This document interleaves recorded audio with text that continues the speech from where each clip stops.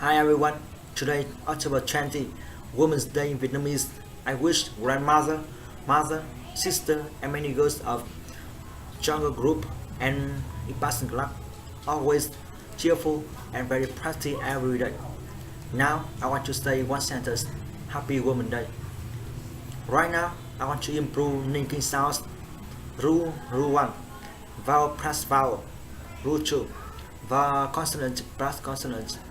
Rule 3, consonant plus vowel. Rule 4, T plus Y equal ch, S plus Y equal sh. And now rule 1, vowel plus vowel. Do it, go away, go away. USA, USA. Sway, sway. Do go.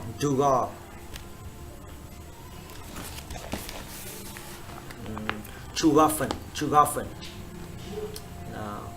Rule 2, consonant plus consonant. I just didn't get the chance. I've been late twice.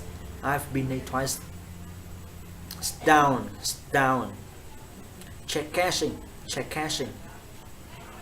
Rule 3, consonant plus vowel. My name is because dive 9025050 LA. Hold on. Turnover. Tell the right mister. Rule 4, T plus Y equal ch. What's your name?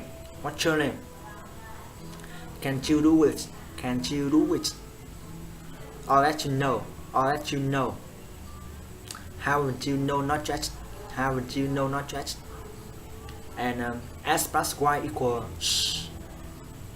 Yes you are. Bless you. Can you dress yourself? Let them get your car for you.